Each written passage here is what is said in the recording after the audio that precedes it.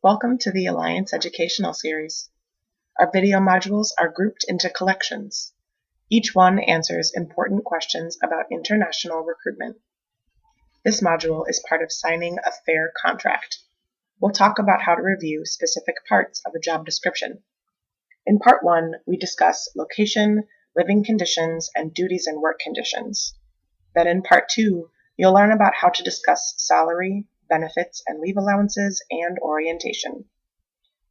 For each section of the job description, we offer strategies for talking to your recruiter or employer, so you can feel satisfied before you sign into a serious commitment.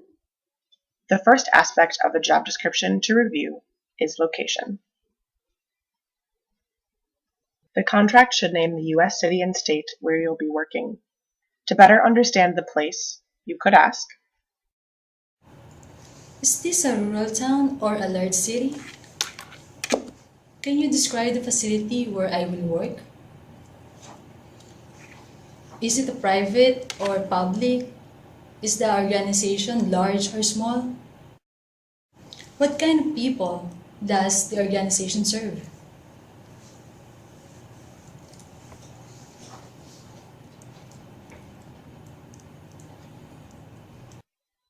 A recruiter usually needs to know your employer to get a green card or visa. However, the exact location of your position may not be clear when you receive an offer. If a specific place is not stated, try asking these questions. When will I know the specific work location? Can I tell you where I prefer to work? What will happen if there's no job open in the place that I want?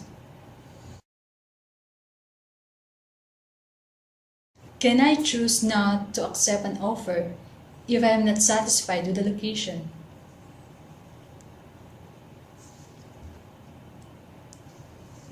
If I decide not to accept a specific location later, will that be considered a breach of the contract?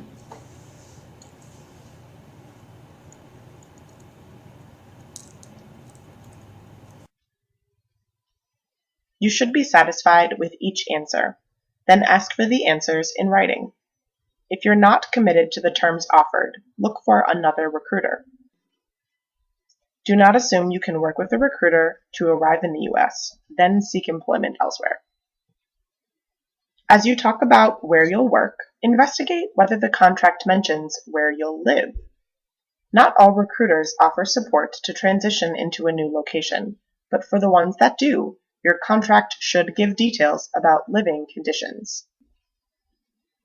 For example, some recruiters or employers cover the first month of housing as you transition into the States. If this is part of your offer, ask about the housing situation. You could ask, will I live with other people, such as other professionals from my country? Will I be charged to live in this housing? How is this accommodation different from housing I might find on my own in the area? Will I receive help to find new housing after the time stated? Other employers and recruiters provide a living allowance to use after you arrive. If this is part of the contract, ask for details.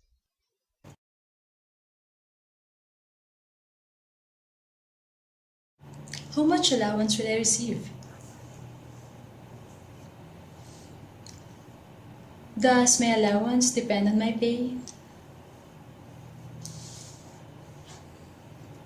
How long will I receive my allowance? What is the cost of living for an American professional in that area?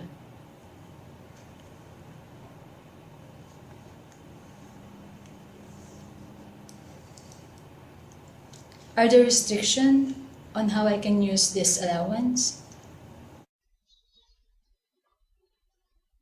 Let's get back to the specifics of your offer. When you look at your contract, can you find a job title?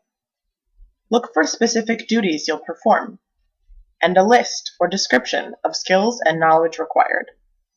The position, duties, and competencies should match your experience, training, or education.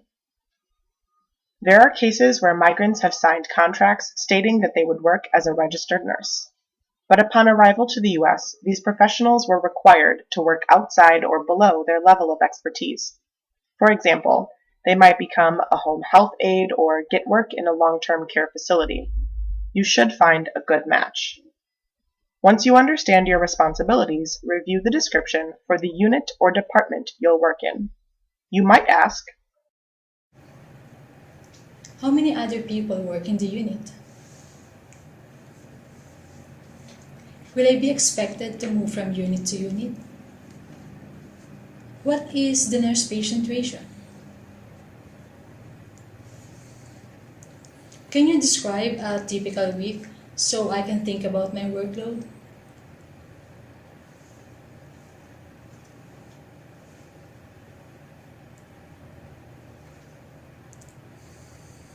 Who manages or leads this unit?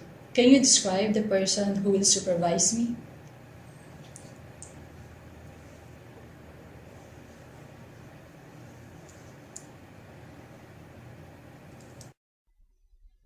The answers to these questions should help you develop a vision of your working environment. In the United States, many health professionals are scheduled to work in shifts or rotations. This helps healthcare organizations make sure that care can be provided at any time. Many nurses dislike working at night, so some migrants' positions are written to cover this shift. You might want to ask, What shifts will I be working?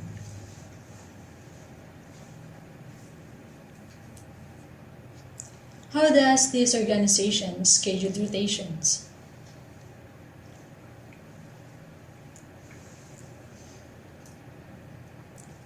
Will I have an opportunity to change my schedule if I am not satisfied? Use the answers to imagine yourself in the new organization. Then decide, would you be satisfied with the job offered? Or maybe you would like to negotiate for changes. You can also choose to work with a different recruiter or employer to get a position. If one recruiter or employer does not meet your needs, choosing not to work with them does not mean that you will not be able to migrate or find a job. Be careful and responsible about your choice. Try to find an offer that best fits your needs. This is the end of part 1 of our module on reviewing a contract with a job description. If you're ready to learn more, click to part 2. You can also subscribe to our YouTube channel or find more resources on our website.